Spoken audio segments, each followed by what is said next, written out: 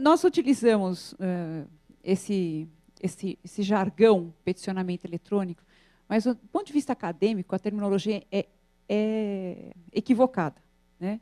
Por quê?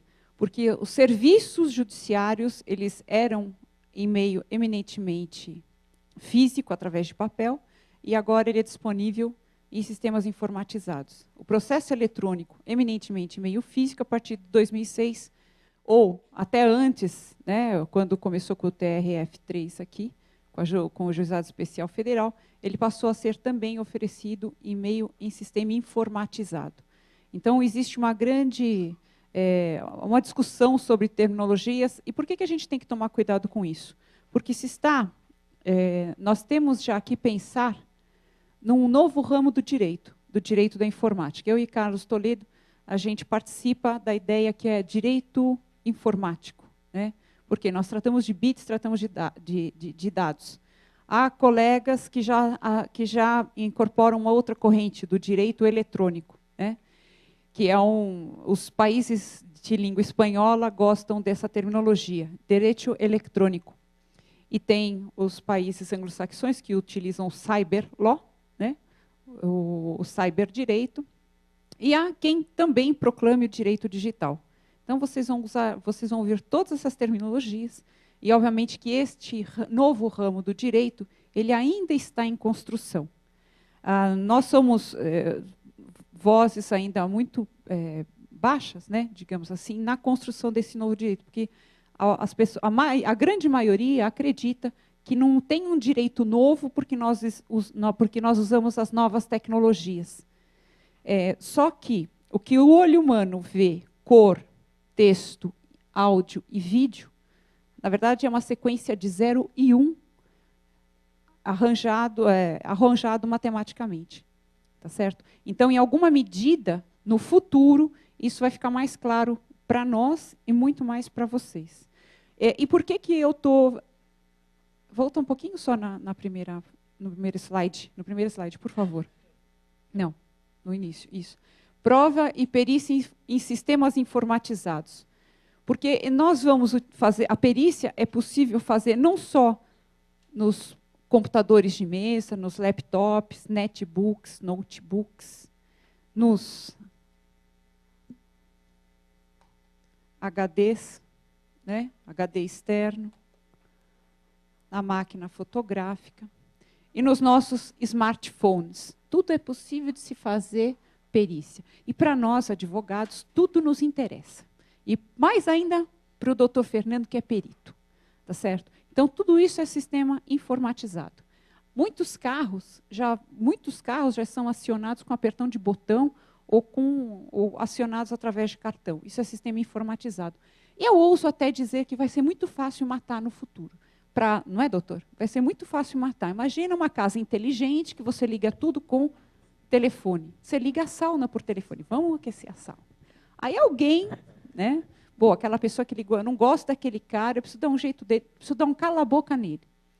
Acessa o sistema, aumenta a sauna, e você sabe, né, com muito calor a pressão abaixa, você morre dormindo, nem dói tanto assim morrer dessa maneira. Na verdade, mas no UTI você já pode fazer isso. Como? No UTI você já pode fazer isso. Isso, o doutor citou uma coisa muitíssimo importante. Por teleconferência também, uma operação por teleconferência. Tá certo. Me preocupa sobremaneira, e vocês ponham as barbas de molho com documentos de hospitais, declarações de imposto de renda, que é muito fácil comprar na Santa Efigênia, certo, doutor? É fácil. Né? Há anos é fácil. Então, todos os sistemas informatizados, hospital, conta de água, conta de luz, vão acompanhando. Recebeu papel, guarda por um tempo. Vai fazer o quê? A gente gosta de papel, né? Então, vamos ficar muito atentos com tudo isso. Tá? Então, comecemos.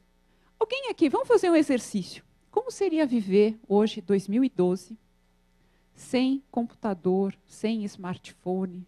Que dirá do tablet? Isso aí não. Como seria a nossa vida, advogados, obrigados a trabalhar com processos em meios informatizados? Como seria? Um inferno. Seria possível, né? Mas a gente demoraria um pouco mais de tempo. Eu adoro da minha cadeira, me tornei uma pessoa sedentária, coisa que eu não era até 10 anos atrás. Essa é uma desvantagem do conforto da tecnologia. Você não anda, você não caminha, você não vê gente. Você conversa por telefone, tá certo? E tudo é gravado, para nossa alegria. A trilogia Burn existe, viu? Existe sim. Não seria impossível, mas seria bastante complicado. Tá?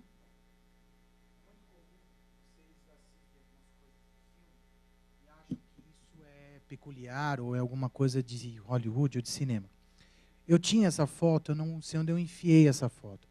É uma foto de um cabo submarino, esse cabo submarino de conexão de internet, que foi instalado um sniffer nesse cabo por um submarino americano nuclear, classe Dallas, para pegar informações que passam nesse cabo de internet. Vocês estão falando assim, por uma questão de terrorismo, para saber se o Bin Laden vai explodir ou não explodir mais um prédio. Hoje ele não explode mais nada, porque explodiram com ele. Mas não é para isso que eles querem. O que eles querem é as informações para, na hora que houver uma concorrência pública, onde envolver a Boeing e a Embraer, ele chega para o executivo da Boeing e fala, nós temos essas informações. Entre na concorrência dessa forma. O americano faz isso todos os dias. E foi um sniffer instalado num cabo submarino, pela Marinha Americana, para pegar informações que trafegam na internet. Aí vocês podem perguntar, é legal? Não, é ilegal. E aí, vale o princípio da reciprocidade, que é um princípio de direito internacional? Vale, desde que você tenha poder de barganha, tá certo? Mas voltemos aqui à nossa explanação. Então, essas tecnologias, elas fazem parte do nosso dia a dia. Quando eu fiz aquela brincadeira no começo, vamos fazer um exercício de pensar como seria a nossa vida sem computador. Eu aprendi a advogar mais de 20 anos com o computador. Eu não digitava a máquina de escrever, apesar que tinha uma maravilhosa no escritório, que apertava um botão, ela apagava todas as linhas. Né? Mas eu aprendi a trabalhar já num computador em tela preta e verde. Enfim. Sabrina, qual que é a importância do que você vai falar para a gente hoje? De trabalhar um pouco de perícia, prova e perícia em sistemas informatizados. Senhores, é o seguinte, que se nós não levarmos essas demandas para o Poder Judiciário, os senhores juízes não terão que julgar. E se eles não tiverem que julgar, eles não vão se preparar. Então, aqui, quando a gente trabalha a ideia de direito informático, não é só para advogado, todos os operadores do direito. E quando nós fazemos uma reclamação em juízo, tá certo? De um dano material ou um dano moral, com base em fatos ou em situações que aconteceram através das tecnologias, a gente leva para eles esse tipo de discussão. Por exemplo, em meados de 2002, eu tinha um cliente que queria ser provedor de internet. Como é o UOL, como era o Terra. Só que o meu cliente era pequenininho. Então, ele contratou da Telefônica, links, custava muito caro na época, ele contratou link da Telefônica para poder servir os clientes dele. Então, ele prestava um serviço como administrador de redes e era também provedor de internet para duas grandes empresas, além dos pequenininhos, como eu era na época também. O que aconteceu? Aconteceu alguma coisa na Telefônica, derrubou o link dele, como ele era provedor de acesso à internet, caiu não só os sites dos clientes, como também o acesso a e-mails. E aí? 2002 isso aconteceu. Bom, então vou correr, na época demorava 72 horas para você migrar de um link Telefônica para um link Embratel, ele tinha Embratel. Aí demorou 72 horas, quando ele mudou tudo para o link da Embratel, voltou a Telefônica. Detalhe, senhores, na época eu não sei se ainda é hoje, a última milha é da Telefônica, ou seja, cabeamento. A última milha, que é a conexão com o usuário final, é da Telefônica. Tá? Então, existe aí um acordo entre elas, que a Embratel e as outras, quando usavam os cabos da última milha da Telefônica, pagava para ela. Sabrina, o que interessa isso? Eu entrei com um processo reclamando concorrência desleal, porque os grandes clientes do meu escritório migraram para Terra, que é da Telefônica. Aí, Pois não. Permitir, isso é uma questão da Lei Geral de Telecomunicações, né? Você tem uma série de concessionárias que, quando houve a privatização, houveram prazos. Então, 2003 foi o último, e aí determinadas concessionárias puderam operar o local. E isso é o que a doutora está falando, quer dizer, a última milha, por mais que o link seja em Bratel, de repente, se ela não tiver a concessão local, quem vai fazer é uma das 2 ou 3, dependendo do estado, que tem esse direito a fazer. Então, você troca uma telefônica por uma outra concessionária, cuja última milha da telefônica você não trocou nada, né? Se aumentaram os problemas, pode cair qualquer uma das duas, você está fora. Mas eu tenho mas eu vou dar uma solução para todos os advogados, e eu conto com vocês, viu? Porque essa empreitada é nossa. Nós entramos com o processo, o meu colega escreveu, e eu costumo dizer, temos que escrever para crianças de 2 anos.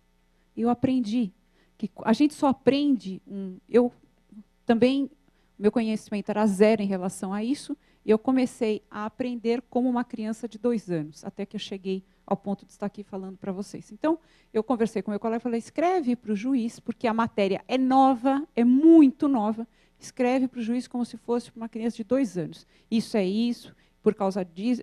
E ele fez. Ele redigiu 50 folhas de petição inicial. O juiz fez a maior confusão. Foi seguindo. Nesse processo da telefônica, foi contratado, a gente pediu a perícia, foi o perito que o juiz nomeou era um engenheiro civil. Eu falo mesmo, porque o processo é público, então eu posso falar, tá certo?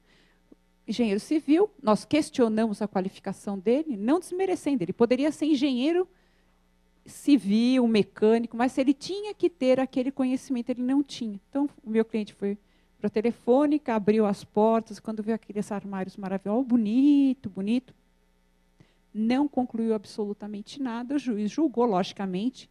Nós pedimos a multa por concorrência desleal, que seria cavalar. Juntamos, 6 meses antes da sentença, nós juntamos uma decisão da União Europeia contra a Telefônica por concorrência desleal, nos mesmos termos da nossa ação, entendeu? Mas nós perdemos a ação. E fomos para o Tribunal de Justiça do Estado de São Paulo. Chegando lá, o meu colega, Dr. Victor Hugo Pereira Gonçalves, fez a defesa oral. Em 15 minutos, ele teve que fazer um esforço hercúleo para fazer entender o que é que estava acontecendo dentro desse processo. Ele fez a defesa, aí os juízes começaram a dar os votos, e quando chegou no presidente da mesa, ele disse, doutor, parabéns pela sua explanação, sua defesa foi brilhante, mas sabe de uma coisa? Eu conversei até com técnicos e eu não consegui entender. Olha, eu vou dizer, eu fiquei perplexa, primeiro porque ele se manifestou publicamente. Isso aí já é um ato de humildade. A gente tem que ser humilde, tá certo? Foi um ato de humildade. Mas entre um ato de humildade e não parar para analisar, porque aquilo era uma empresa, mas todos nós aqui somos prejudicados por práticas abusivas das empresas de telecomunicação. Eu vou dizer por quê. Porque é muito difícil. Quando eu vou na papelaria, eu quero comprar uma caneta, eu vejo a caneta, eu pego a caneta, eu testo a caneta, eu vejo que a caneta está com o tambor cheio.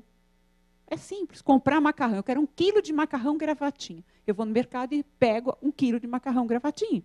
Só que se eu contrato um speed business ou um a jato e compro 1 mega, 2 megas, eu pago por isso, eu quero isso. Não me interessa se eu vou usar ou não. Não é da problema da empresa, é meu. Eu pago, eu quero. Só que o que eles entregam, vocês lerem com atenção o contratinho deles, assim, eu te dou 10% da velocidade. E eles vão dar 10% da velocidade, enquanto nós, que somos usuários e que nós temos a obrigação de ter banda larga para poder trabalhar, tá certo?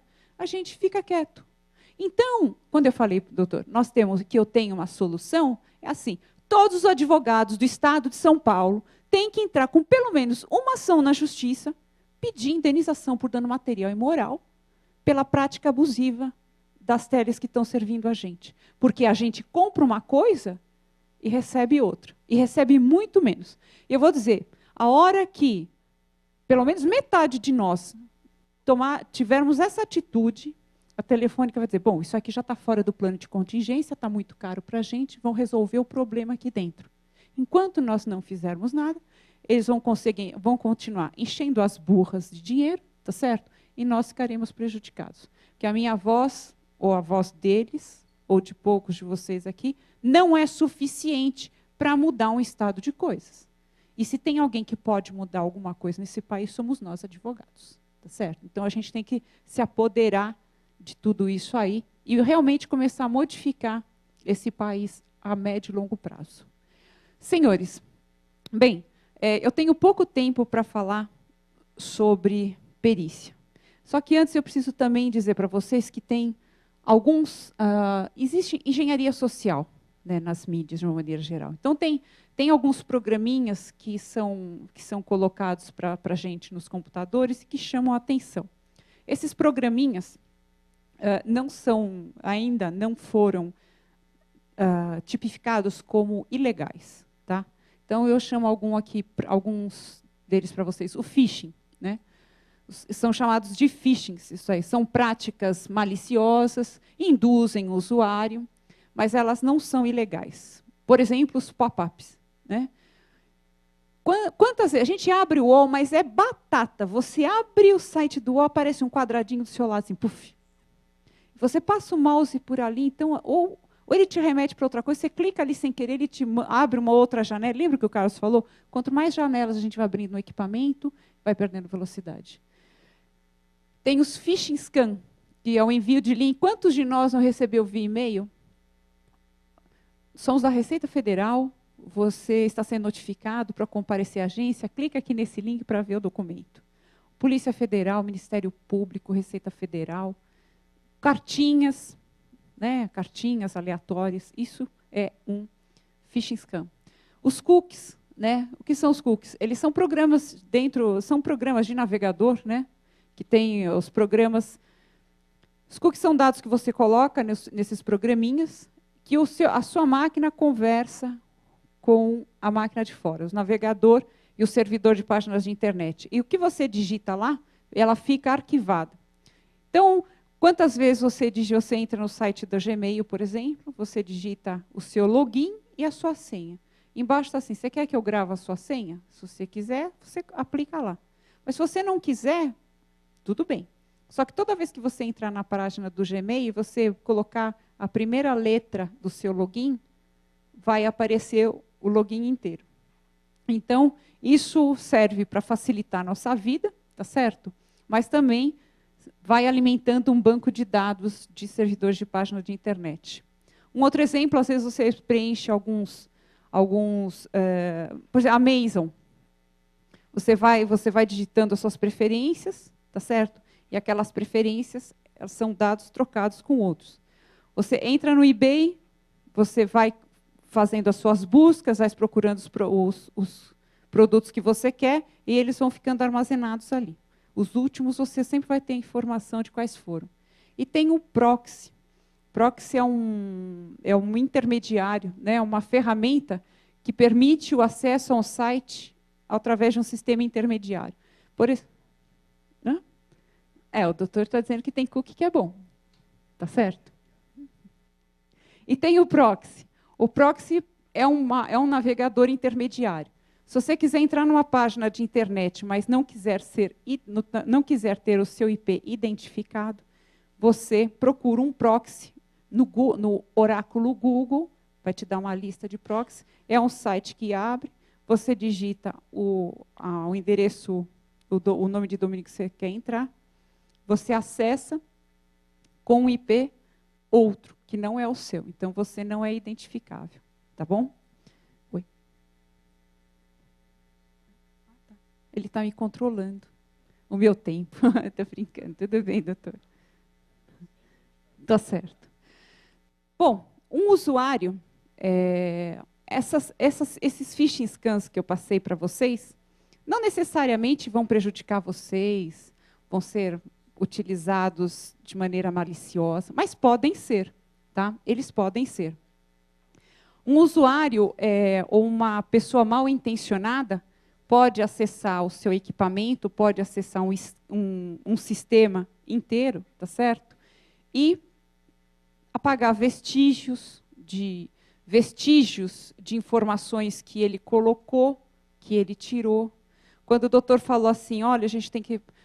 É fácil você alterar dados, por exemplo, dentro de um hospital. Imagina se para um diabético, alguém entra, acessa o sistema deste paciente que tem diabetes e põe lá que ele precisa de glicose. Você mata o coitado. Entendeu? Você mata o coitado.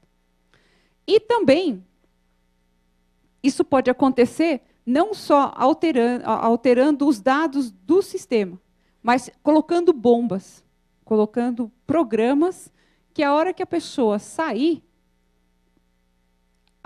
apaga informações. Eu tive acesso a um caso, uma pessoa procurou a gente, porque ele tinha sido demitido, né? E a empresa que o demitiu queria que ele voltasse para ele reconstituir uma parte dos sistemas que foi prejudicada. Tá certo? Falou, não tenho nada a ver com isso. Não sei o que aconteceu. Um mês depois que você saiu, apagou 1/4 dos arquivos que a gente tinha lá.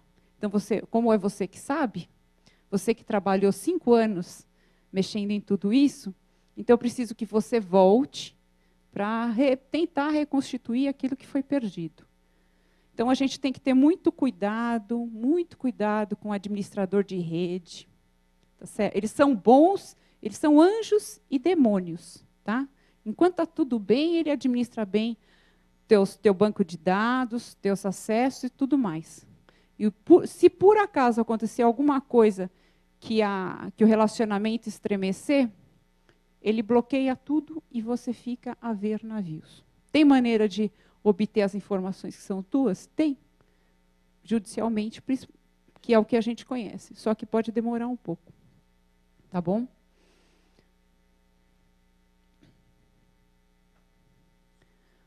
A finalidade da prova é o convencimento do juiz, que é o destinatário final da prova. Né? No processo, a prova não tem um fim em si mesmo, ou moral e filosófico, mas a finalidade prática é convencer o juiz. Então, ela tem que descrever um fato e tem que elucidar um fato. Esse que é o objetivo da prova. Né? E o processo, uma das finalidades do processo pelo Dinamarco é a pacificação social.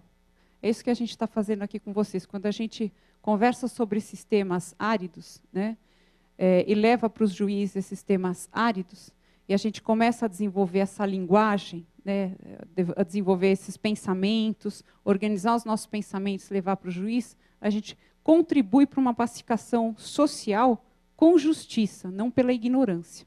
Como é aquele caso que eu falei, olha, doutor, sinto muito, a sua defesa foi muito boa, mas eu não entendi nada disso, então eu não posso julgar procedente a ação. Isso é uma pacificação social pela ignorância. E a gente tem que trabalhar para ter uma pacificação social com justiça, com conhecimento. Tá? Não se busca a certeza absoluta, que é impossível, mas a certeza relativa, olha só, certeza relativa suficiente na convicção do magistrado. Significa que, em especial nessas perícias, né, nessas perícias forenses, nem sempre o resultado do laudo ele vai ser conclusivo, mas ele pode te dar indícios de quem cometeu o ato ilícito. Tá bom? Quais são os momentos para a gente produzir a prova pericial? Numa hipótese de uma fraude em sistema informatizado. Ou no inquérito policial, ou numa medida cautelar antecipada de prova. Numa ação ordinária, a gente pode pedir até antecipado pelo 273, ou na arbitragem. Lembrando aos senhores que quando envolve segredos, quando a relação negocial envolve software, desenvolvimento de softwares, tá certo? Informações confidenciais no contrato de relacionamento, a gente costuma utilizar da arbitragem. A gente já elege o foro arbitral para a solução de conflitos e é de bom ouvitre indicar a câmara arbitral que a gente vai se submeter na hipótese de ter que utilizá-la. Tá? E, se possível, no anexo, já definir algumas regras dessa arbitragem. Porque enquanto todo mundo está conversando numa boa, está trocando ideias, é pacífico, não tem problema nenhum. O problema é quando as partes começam a divergir e tem que partir para uma solução, para uma mediação, por uma arbitragem. Aí ninguém quer sentar para conversar e ninguém quer ceder coisa nenhuma. Então, o contrato é bom por causa disso, porque você já prevê as regras para a solução. Prova no exterior. Eu estou falando um monte de coisa aqui para vocês, eu tenho casos práticos aqui que a gente vai elucidar melhor. Sabrina, e se acontecer um ataque vindo do exterior, se acontecer alguma coisa que vem do exterior, como é que eu faço? A gente pode abrir um processo aqui, se eu tiver que produzir uma prova no exterior, tá certo? A gente o faz através de uma rogatória. Aí você pega o perito, você banca o perito que sai daqui para lá, o seu assistente técnico, todas as despesas no exterior. Tem situações que vale a pena fazer isso. Tá? Tem situações que realmente vale a pena fazer isso. E é possível. Eu sei que nos países que pertencem ao Mercosul, existe um acordo de cooperação judicial, um acordo de cooperação judicial, em que os trâmites devem ser mais rápidos, tá? Do que em relação a outros países que não têm os acordos de cooperação judiciária. E aí nós entramos na perícia forense propriamente dita. No começo da nossa palestra aqui, eu falei para vocês da importância da terminologia, né? O termo computer forensic, ele foi cunhado pelo FBI em meados da década de 80, olha só, 1980. Eles já lidavam com fraudes em sistemas eletrônicos, né? E esse conceito deles lá de 80 foi disseminado como a ciência que estuda aquisição, preservação, recuperação e análise de dados armazenados em formato eletrônico em algum tipo de mídia computacional. Tá? Referência, o site do FBI por referência, é bem interessante, fbi.us, se vocês quiserem dar uma procuradinha. Né? Então, esse tipo de perícia, ele pode te oferecer informações indiretas, evidências do ato ilícito, não só de agente, mas como se deu, né, esse ato ilícito, ou pode também te dar formações decisivas para a elucidação de um caso. O que é muito importante para vocês guardarem é o seguinte, que na forense computacional, e aí esse termo foi aportuguesado, né, na forense computacional tem que obrigatoriamente conjugar 4 verbos. Adquirir, preservar, recuperar e analisar os dados. Com rigor. Tem que ter procedimento, tem que ter metodologia, porque senão você pode, como advogado, você questiona e invalida a prova. Tá certo? Por isso que é muito importante observar tudo isso.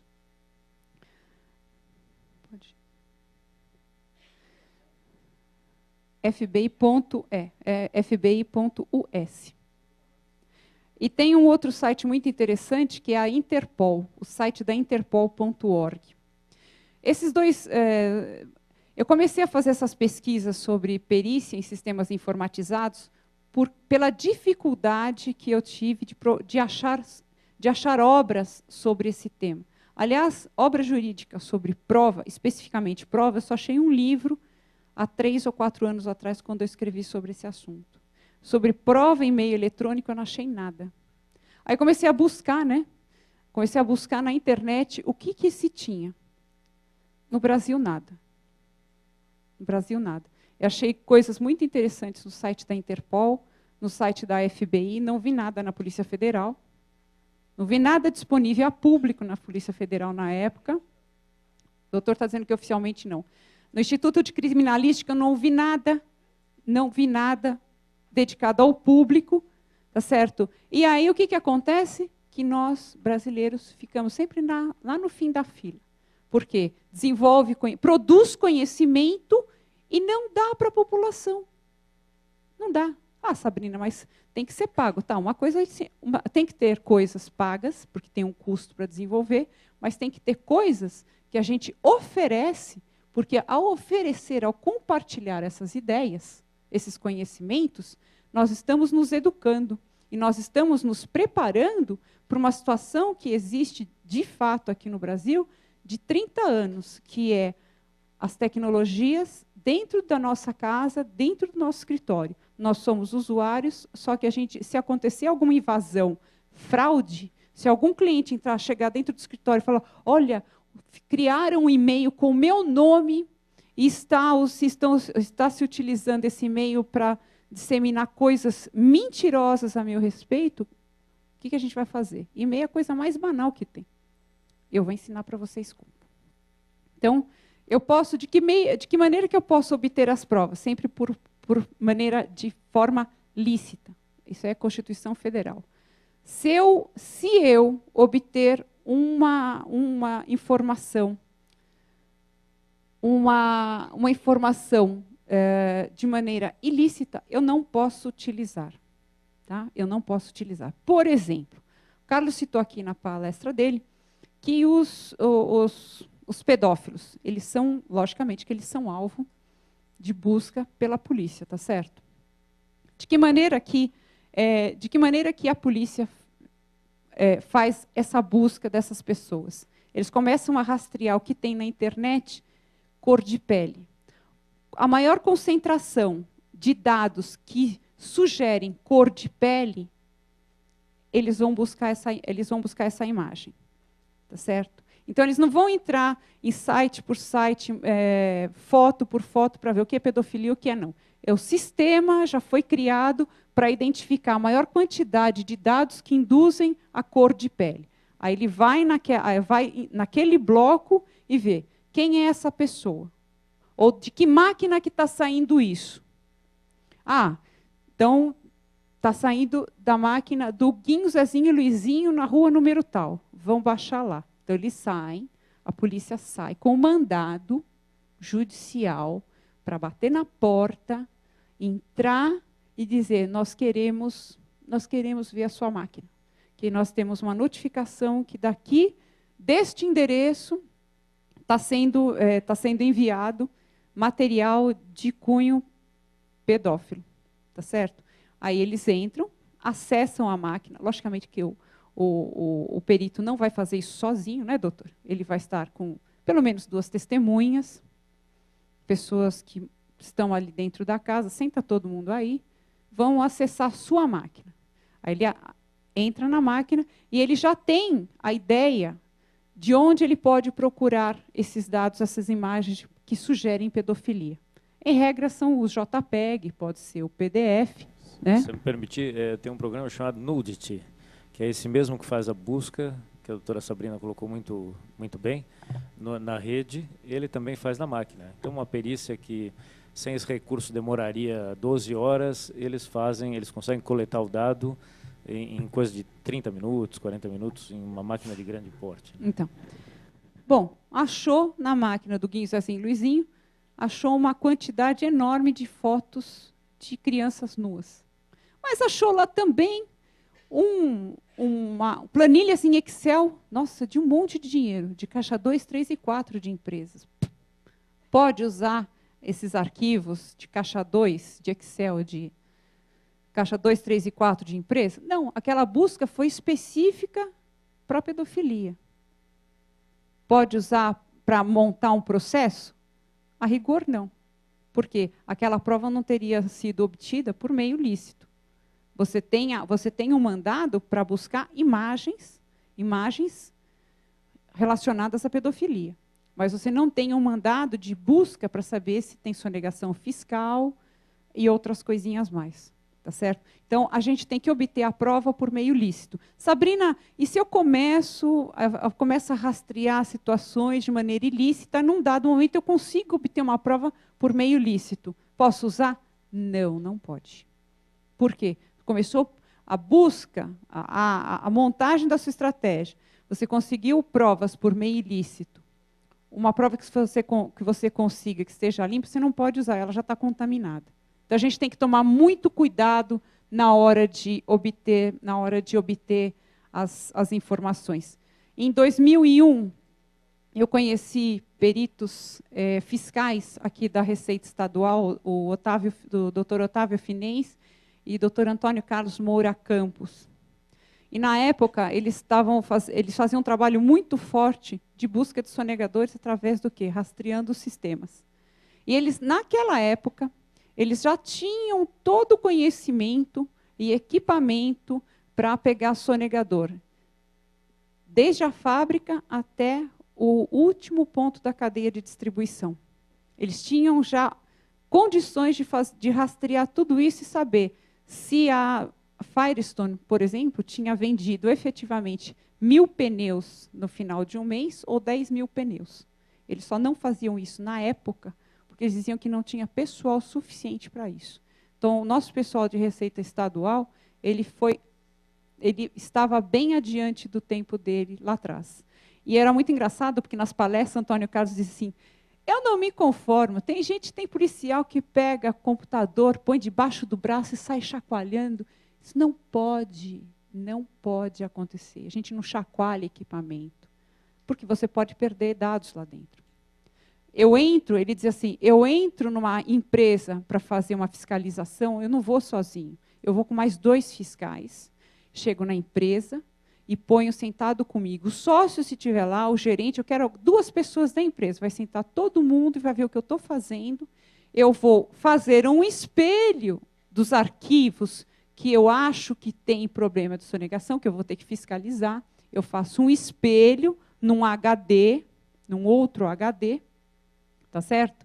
Aí eu faço um hash, imprimo isso, 2001, 2002, todo mundo assina, as testemunhas assinam, aí eu pego esse material, guardo, levo para a Receita, e lá num laboratório preparado, eu vou plugar esse espelho que eu fiz e vou analisar os dados. Eu não posso apertar a tecla Enter enquanto eu estiver analisando esses dados, porque se eu apertar a tecla Enter, muda o hash, descaracteriza todos os dados, descaracteriza o espelho que eu fiz. A prova fica inválida. Se eu precisar fazer alguma coisa, o hash é diferente, eu não vou poder fazer. E essa ideia vale 10 anos depois. Tá certo? Vale 10 anos depois. Aí é que está. Doutora Sabrina, só uma interrupção, desculpa. Em consideração ao pequeno atraso que a gente teve para iniciar, a gente vai se alongar um pouquinho ao horário das 4 horas, que é o horário previsto para o final. Agora são 5 para as 4, a gente vai se alongar só um pouquinho. Pediria, por favor, para a senhora providenciar a palestra nesse tempo, para a gente poder só passar para as considerações finais do doutor Fernando e encerrar. Tá bom. Rapidamente. Tem algum... Você pode perguntar, Sabrina, onde é que eu começo a procurar as coisas? Essas 2 figuras, volta. Farmer e Veneman são 2 peritos americanos, eles têm um livro muito interessante, foi vertido para o português há uns 3, 4 anos atrás. Eles diziam o seguinte, precisa procurar qualquer coisa em qualquer lugar, só que você fica maluco se você procurar qualquer coisa em qualquer lugar. Você pega uma máquina como essa do Carlos aqui, tem 500.000 coisas aqui dentro. Se você for rastrear, você fica 1 ano só abrindo o arquivo e vendo o que tem aqui. Então, tem que ser específico. Eu estou procurando caixa 2, então, em regra, eu vou atrás de quê? Eu vou atrás dos arquivos com extensão de planilha ou documento. Doc, aquele Word. Planilha de Excel ou de Word. Ou qualquer extensão que induza isso. Vai buscar...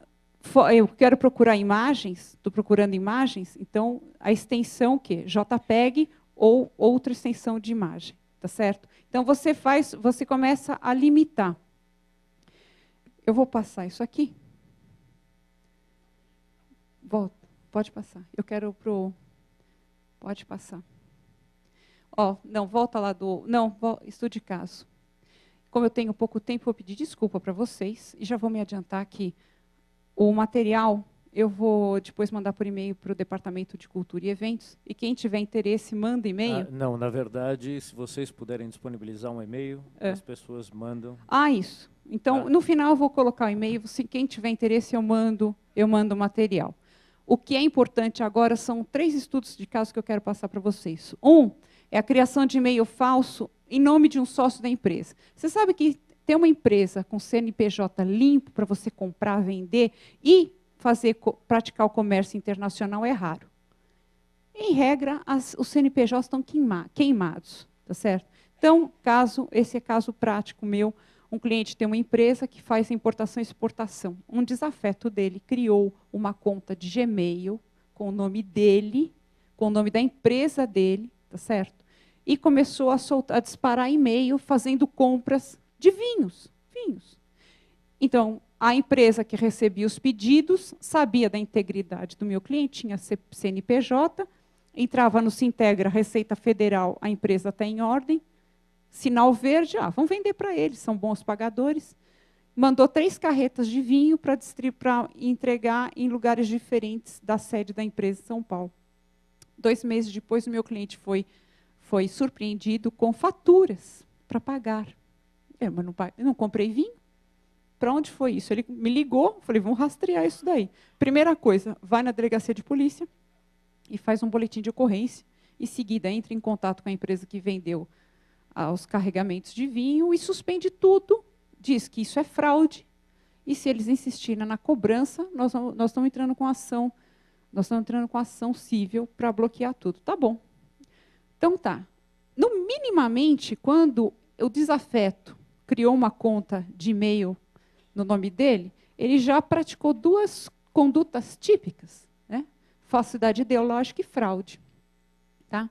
Qual que era a estratégia? Só que eu tinha os e-mails, era um portunhol, então eu sei que é o desafeto, porque o desafeto é argentino, né? E fala mal, embora more no Brasil há 30 anos, fala mal e porcamente português.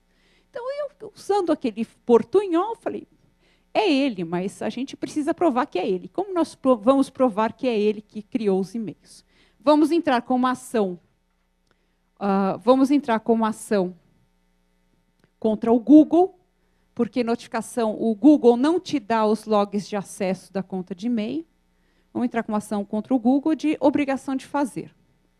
Não adianta. Isso é clássico. Sabrina, para que você quer o log de acesso? Eu preciso saber o IP da máquina que o usuário acessou para mandar os e-mails e receber os e-mails. Tá certo? Cada máquina, o doutor aqui está conectado à internet. Tá? Então, ele conectado com a internet, ele tem um IP de acesso à internet, que é o provedor de acesso que dá. É um número grandão. Telefônica começa com 200, Embratel começa com 189 ou 201. Sabrina, por que você sabe disso? Porque é as 2 únicas que a gente usa muito aqui em São Paulo. Então, o que aconteceu? Eu entrei com uma ação de obrigação de fazer e pedi para o Google me dar os logs de acesso. Por quê? Com o log de acesso, eu ia pedir para a empresa que dá o provedor de acesso o endereço de onde saiu aquelas mensagens. E demorou 2 anos para o Google responder. Eu entrei com a ação, o Google contestou, eu liguei, doutor, vamos fazer um acordo, o senhor me dá o log de acesso e tudo bem, está fechada a ação, não quero brigar com você, não me interessa brigar com você. Não, doutora, eu não posso. O juiz julgou e mandou o Google entregar os logs de acesso. Não ia causar prejuízo nenhum ao Google, mas o advogado apelou da ação e foi para o Tribunal de Justiça. E demorou 2 anos. Quando o Tribunal de Justiça julgou essa ação, em seguida, ele protocolou a petição e me deu os logs de acesso daquela máquina que mandou os e-mails. Então, ele disse assim, olha, os serviços de Gmail... Volta, Carlos, por favor. Não, volta, Carlos. Aí ele bagunçou tudo aqui. Aqui. O e-mail foi criado aqui em 9 de junho de 2009, e olha as datas dos eventos. Datas dos eventos, horário e IP de acesso. 22 de novembro de 2009, 9h54, olha. O logout. 189-120. 189 é Embratel. 201 é Embratel. Então, o Gmail, o Google, me deu todos os logs de acesso. Eu já tinha os e-mails no escritório, que foram os e-mails com o nome falso, né? Eu fui checando tudo, mas eu falei, ainda não é suficiente. Então, eu peguei esse conjunto de dados, na ação que eu já tinha entrado contra aquela pessoa, contra o desafeto, que ele fez outras coisas, né? Na ação contra o desafeto, eu disse, ô juiz, olha, senhor, por favor, notifica ou expede um ofício para a Embratel para me dizer qual o endereço do equipamento que acessou com esse IP aqui, ó, nessa data, nessa hora e com essa numeração. Estou esperando a resposta dos ofícios. Então, essa aqui é uma prova que eu obtive em juízo, que ela não é conclusiva, mas ela me dá indícios, ela me dá caminho para procurar e continuar procurando até chegar no autor do ilícito. Outro estudo de caso. Promoção. É muito comum agora ter jogos na internet, tá certo? Vão promover algum produto via internet, então vou fazer um joguinho, põe várias pessoas brincando nesse jogo em qualquer lugar do mundo, tá certo? E aí vai indo, vai indo. E um cliente meu brincou, participou de um jogo desses, e ele terminou numa data específica, ele terminou em primeiro lugar, mas ele não levou o prêmio, que era passear na Itália. Ele não levou o prêmio. Mas por que eu não levei o prêmio se eu ganhei? Não, você não é o ganhador. Por que eu não sou o ganhador? Quero saber o que está acontecendo. Aí ele falou assim, olha, pode passar. É que está pequenininho aqui, não dá para ver. Quando eu mandar por e-mail para vocês, o arquivo vocês vão ver melhor. O nome dele vem em primeiro lugar. Só que na empresa que administrava o game, não era ele, era uma outra pessoa. E essa imagem aqui do ranking, ele era o primeiro do ranking e ficou na internet um tempo.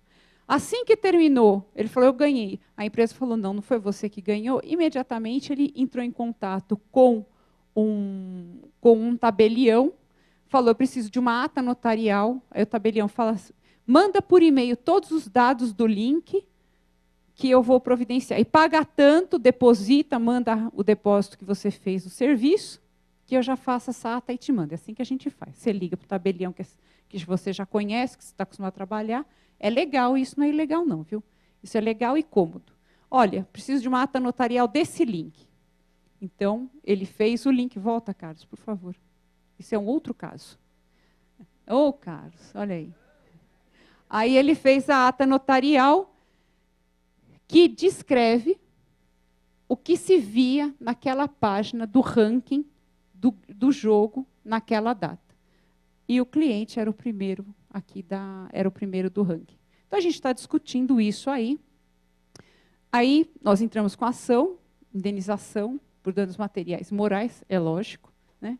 E pedimos R$45 mil de danos materiais e morais. Aí a empresa não aceitou e pediu uma perícia. O perito pediu R$40 mil para fazer essa perícia. A empresa pagou. A empresa pagou. Bom, eu falei, vamos fazer perícia. Para mim é ótimo. Eu quero ver como é que vai fazer essa perícia. Por quê? É um jogo promovido pela Unilever, que é uma marca gigantesca no mercado, que faz um monte de coisa. É lógico que ela não fez o jogo. Ela contratou uma empresa para fazer o jogo, que fica na Vila Olímpia. Essa empresa que fez o jogo hospedou todo o jogo em qualquer lugar nos Estados Unidos. Legal, vamos fazer essa perícia. Eu falei, eu quero fazer essa perícia, eu quero participar disso, eu quero ver o que vai acontecer. E aí, no dia 5 de maio do ano passado, foi marcada a perícia, às 10 horas da manhã, na empresa na Vila Olímpia. Estava lá, de Espírito Santo, para dizer amém, porque eu sou advogada, não sou assistente técnico, e o assistente estava lá. A primeira tela, quando o perito, né, quando o representante da empresa fez o primeiro acesso para a gente começar a perícia, apareceu. Isso é importante para vocês, viu? Acesso da Cubo CC. Último login, maio, dia 5, às 8h24 da manhã. A perícia era às 10 horas da manhã. Só com essa primeira tela, eu olhei para o perito e falei, para mim essa perícia acabou. Não, doutora, não é assim. Eu falei, lógico que é assim, doutor. Primeiro, essa ação está correndo há 1 ano e meio. A partir do momento que eu entro com uma ação contra a Unilever, eu dou todas as informações, estou questionando e ela é citada, aquele jogo está sub júdice. Nunca alguém poderia acessar ele de novo. Então, se eu tenho o último acesso quase 1 hora e meia antes da perícia, matou. Para mim, matou. Não, mas vamos continuar, doutora. Vamos continuar, doutora. Tudo bem. 10 horas lá dentro de uma sala como essa aqui, sem janela. Sem janela e gente chata para você ficar olhando. Aí foi seguindo, foi seguindo. Quem fez todo o trabalho de busca de imagens, porque o jogo estava armazenado em qualquer lugar nos Estados Unidos, tá certo? Foi uma pessoa de dentro da empresa. O assistente do perito e o perito ficaram só olhando. E foram buscando imagens. Não, foi uma coleção de imagens. E isso é importante. Isso tem relação com o que ele falou da nuvem. Tá certo? Uma pessoa desenvolve o software de jogo, outra empresa armazena em qualquer lugar do mundo esse jogo. E ficou lá. Então, todo o acesso que se fez da Vila Olímpia foi acesso a imagens. Se copiou uma série de imagens, e essa aqui era a primeira imagem que eu vi. Então, a gente tem que tomar muito cuidado de perícia em hardware, em software. Agora, se alguém quiser botar goela abaixo perícia de imagem, vocês têm que questionar. Tá certo? Tudo é possível, imagem, tudo é possível. Esse processo não terminou ainda. É lógico que vai ter muita briga, vai ter muita lenha para queimar. Outro estudo de caso, plágio. A coisa mais corriqueira que está acontecendo nos dias de hoje é o plágio. Por quê? Antigamente era difícil a gente publicar alguma coisa. Eu, Sabrina, sou acadêmica, tenho vários artigos acadêmicos. Há 20 anos atrás, há 15 anos atrás, quando eu fazia isso, era difícil eu chegar numa editora, olha, você quer publicar meus artigos, minha coleção de artigos? Não, eu tinha que pagar R$1.000, R$2.000, eu tinha que pagar para publicar minhas coisas. Então, eu ficava quieta. Com o advento da internet, ficou fácil publicar. Publicar com ISBN. Por exemplo, se você tem um artigo que você quer publicar com ISBN, você publica no Conjur. Se eles aceitarem o seu artigo, você tem um artigo com ISBN. Pois bem, o meu sócio escreveu um artigo sobre concorrência desleal na internet, custo zero para todo mundo. Que a ideia é o quê? É compartilhar informação. Publicou no Conjur. Para nossa surpresa, o artigo dele foi espelhado em sites de associações de magistrados. Pasmem. Várias. Escritório de advocacia. Copiou inteirinho o artigo, colou no site do escritório de advocacia, não disse a fonte e não disse o autor. Que isso? Isso não pode acontecer. Somos advogados, somos juízes. Entendeu? Existem programas específicos que fazem busca de textos inteiros, frases inteiras. Então, ele entrou com uma ação, indenizatória, muito mais para coibir e reprimir esse tipo de abuso do que para ganhar alguma coisa. Pasme. Todos os processos contra a Associação de Magistrados foram julgados improcedentes. Mas ele disse que continua brigando. Tá certo? Pode passar. Também, nesse caso do plágio, quando ele localizou onde estavam os artigos plagiados, ele já entrou em contato com o tabelião, mandou os links, pagou os emolumentos, aí o tabelião fez a ata notarial, imprimiu no papel bonito, tá certo? E mandou fisicamente para a gente. Ele poderia ter feito isso aí em meio digital e encaminhado também. Pode passar. Não, mais um. Só tem mais um. Só tem mais um. Só tem mais um. Um estudo de caso. Ah, esse é legal. Esse é legal. Alguém lembra daquele caso da 7ª Vara Civil de Santana, em meados de 2007, 2008? Que um bate-papo de MSN foi parar numa publicação de diário oficial? Lembram disso? Então, eu tive acesso a esse processo, né? E foi muito curioso como tudo aconteceu. Primeiro que, na minha opinião, o bate-papo de MSN não tem que estar dentro de estação de trabalho de órgão público. Tá certo? Por quê? Porque, através dessas salas de bate-papo, você manda qualquer coisa. Além de bater papo, você manda também arquivo e tudo mais. Então, saiu no Turco Louco a informação que tinha sido publicado um bate-papo dentro do despacho do juiz da 7ª Vara. E do Turco Louco esparramou na internet, todo mundo ficou sabendo, todo mundo recebeu a imagem da publicação no Diário Oficial, e um funcionário que não trabalhava fazia um mês, se eu não me engano, naquele cartório, já estava lotado no juizado especial, foi exonerado. Ele foi exonerado. Bom, começou o processo, foi exonerado depois de um processo administrativo que correu rápido. Quando surgiu o problema, saiu publicação no Diário Oficial de um bate-papo e tinha palavras pesadas ali, né? Tinha que fechar o cartório. Olha, sai todo mundo da sala, não é, doutor? Tranca a porta, inclusive o senhor juiz, larga tudo que está aí, sai todo mundo, tranca a porta, chama o pessoal da Prodesp. E é isso que o presidente do fórum deveria fazer ali naquele momento, mas não fez. Todo mundo continuou a trabalhar, normalmente. Sabe o colega, tem sempre no grupo, tem sempre um que sabe mais mexer no computador. Mexer no computador. Ô Zé, vem cá, estou com um problema aqui.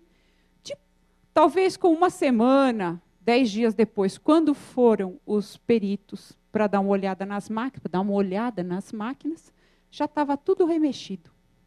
O senhor juiz disse, na minha máquina ninguém mexe. Na minha máquina ninguém mexe, não é assim. Estação de trabalho é da empresa onde você trabalha. Seja pública, seja privada. Acabou. Só que ninguém mexeu ali. O processo administrativo... Aí foi feita a perícia, todo mundo continuou trabalhando normal, né?